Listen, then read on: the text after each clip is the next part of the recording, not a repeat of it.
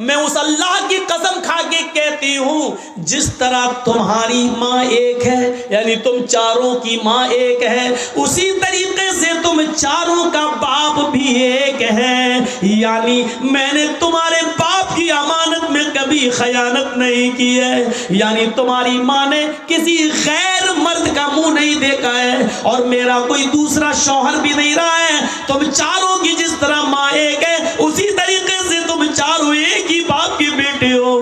मेरे बेटो, तुम्हारी माँ ने कभी तुम्हारे बाप की अमानत में खयानत नहीं की है। तुम मेरे ही बेटे हो। मेरे मरहूम बाप जो इंतकाल कर चुके मेरे शौहर, तुम उसी मरहूम बाप की औलाद हो। आए मेरे बेटो, तुम्हारा बाप तुम्हारा जन्नत में इंतजार कर रहा है, या तुम्हारा बाप हालत कुफ्र में मर गया तो वो अपने अंजाम को पहुंच गया। लेकिन मैं अपनी अमानतदारी बता रही हूं कि मैंने तुम्हारी बाप की अमानत में मैंने खयानत नहीं की है। आए मेरे बेटो, अगर तुम मैदान जंग में लड़ते लड़ते शहीद हो गए और मुझे तुम्हारी शहादत की खबर की इत्तला मिली तो मुझे खुशी मिलेगी। चारों बेटे मैदान जंग में गए। पहला बेटा कत्ल कर दिया गया, दूसरे बेटे ने झंडा पकड़ लिया। फिर मैदान जंग में लड़ा, दूसरा बेटा शहीद हो गया, तीसरे बेटे ने मैदान जंग में तलवार संभाल ली। तीसरा भी कत्ल हो गया तो चौथे बेटे ने मैदान जंग में मार्का संभाल लिया। चौथा भी कत्ल कर दिया गया। जब चारों बेटे कत्ल हो गए तो एक दौड़ता हुआ घुड़सवार आया और कहने लगा, खंसा बाहर निकलती है, क्या हुआ? क्या उमर फारूक का लश्कर जंग जीत गया? कहा नहीं मां, जंग जारी है। फिर तुम क्यों आए हो? मैं तुम्हें बताने आया हूं, मां तेरे चारों बेटे मैदान जंग में शहीद हो गए। जब उस औरत ने, उस खंसा ने ये सुना कि मेरे चारों बेटे मैदान जंग में शहीद हो गए, नजरें आसमान के ऊपर डालती है। क्या कहती है? अल्हम्दुलिल्लाहिल्लज़ी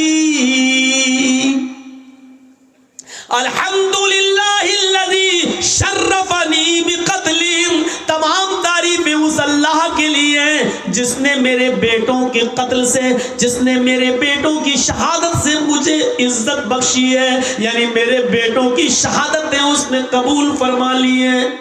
देख रहे हैं, खंसा की जिंदगी में दो मोड़ आए, एक हालत कुफ्र का और एक हालत ईमानी का। हालत कुफ्र में वो दिन रात रोती थी, अपने भाई को याद करती थी और रात और दिन से कहती थी कि आए सूरज तू क्यों निकलता है, मुझे मेरे भाई की याद आती है। आए सूरज तू क्यों छिपता है, आए रात तू क्यों आती है, मुझे मेरे भाई की याद दिला देती है। लेकिन यही कमजोर औरत जब ईमान के दायरे में आती है तो अपने चारों बेटों की शहादत के बाद खुश होती है और कहती है, अल्हम्दुलिल्लाहिल्लज़ी शर्रफनी बिक़त्लिहिम। तमाम तारीफें उस अल्लाह के लिए जिसने मुझे मेरे बेटों की शहादत से मुझे इज्जत बख्शी है, मुझे मुशर्रफ किया है। अब आप समझ लीजिए ईमान किसको कहते हैं। मेरे भाइयों, बहुत बार सुना होगा ईमान ईमान ईमान वाले, ईमान वालों तुम्हारे ऊपर रोजे फर्ज, ईमान वालों तुम्हारे ऊपर नमाज फर्ज। लेकिन ईमान कहते किसको हैं? सुनो, आज हम ईमान की डीपली गहराई के अंदर जाकर हम आपके दिमाग में इस बात को घुसा रहे हैं कि ईमान की हकीकत को समझने की कोशिश करो। मोमिन कहलाना बहुत आसान है, लेकिन मोमिन बनकर दिखाना बहुत मुश्किल है। जो अपने भाई का गम नहीं भूल पा रही थी, वो अपने बेटों की शहादत पर खुश है और कह रही है कि क़यामत के दिन अल्लाह इन बेटों की शहादत के बदले मुझे भी जन्नत दे देना, क्योंकि मैंने भी अपने बेटों को खोया है। अगर मेरे बेटों ने शहीद होकर मैदान जंग में लड़कर अगर उन्होंने अपनी जान का नजराना दिया तो मैंने भी अपनी कोख से पैदा करने के बाद अपने बेटों को खोया है। जरा तसव्वुर करो, ईमान किसको कहते हैं। ईमान, वो औरतें ईमान क्या जाने जो अपने 5-6 साल के बच्चे की पैंट की चैन खोलकर नालियों में पेशाब कराती है, खड़े होकर बेटा यहां कर ले। वो क्या जाने ईमान से क्या ताल्लुक है। वो औरतें ईमान का ताल्लुक क्या जाने जो अपने बेटे का आज 5 साल का 6 साल का हो गया है, अपनी सहेलियों को बुलाकर घर में केक काटती हैं और कहती हैप्पी बर्थडे टू यू। यह ईसाइयों की मुशाबिहत है, ये गैर मुस्लिमों की मुशाबिहत है जो आज हम कर रहे हैं। मन तशब्बह बिक़ौमिन फहुवा मिन्हुम। अपने बच्चों का जन्मदिन और बर्थडे मनाने वालों, कयामत के दिन ईसाइयों के साथ उठाए जाओगे, गैर मुस्लिमों के साथ उठाए जाओगे। मनाओ, कितने शौक से मनाते हो अपने औलाद का जन्मदिन, मनाओ। ईमान तो निकल चुका है, बुनियाद से हमने रिश्ता खत्म कर दिया है। हम क्या जाने ईमान किस चीज का नाम है।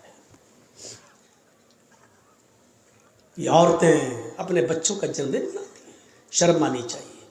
5 साल का हो गया, नहीं, तेरा बेटा 5 साल अपनी जिंदगी के कम कर चुका है, इसको सोच।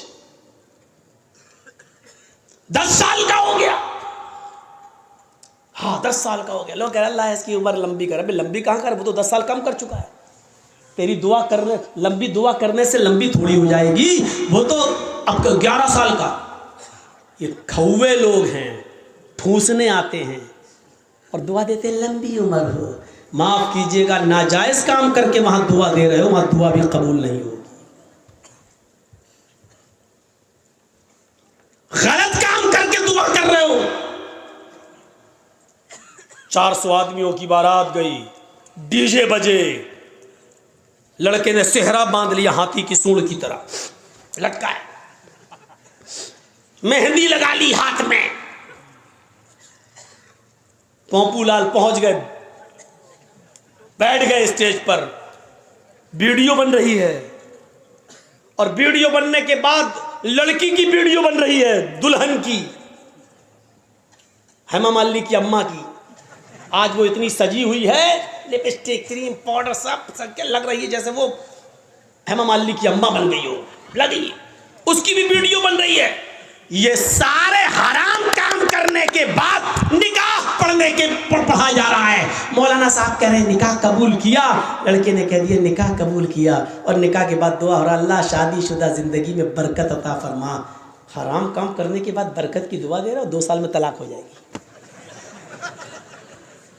शर्म नहीं आती तुम्हें दुआ देते हुए? सारे हराम काम करने के बाद वहां दुआ दे रहे हो है?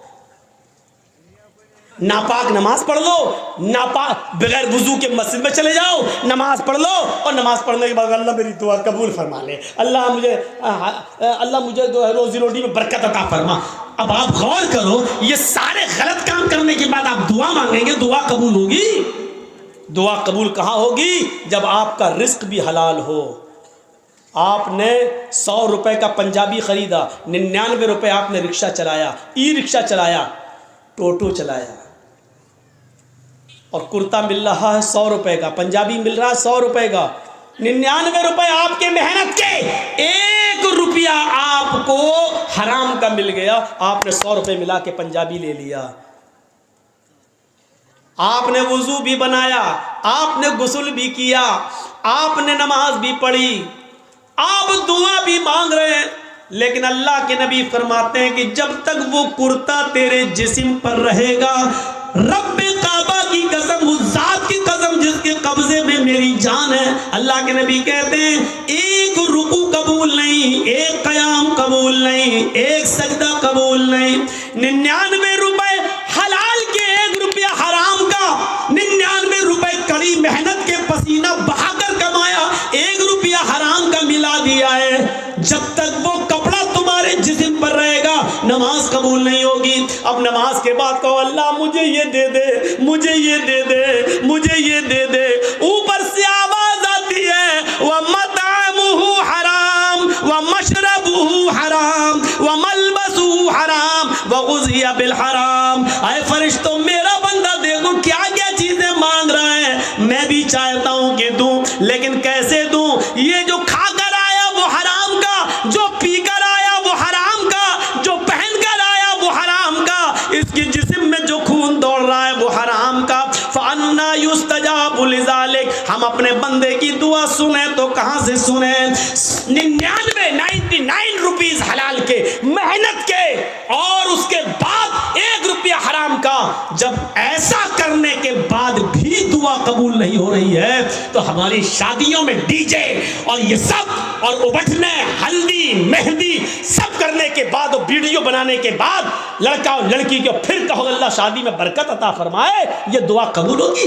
मजाक बना के रख लिया आपने दुआओं का, मजाक बना के रख लिया आपने इस्लाम की तालीमात का। जितना मुसलमानों ने, इस दौर के मुसलमानों ने इस्लाम का मजाक उड़ाया, अल्लाह की कसम गैर मुस्लिमों ने भी इतना इस्लाम का मजाक नहीं उड़ाया जितना मुसलमानों ने इस्लाम का मजाक उड़ाया।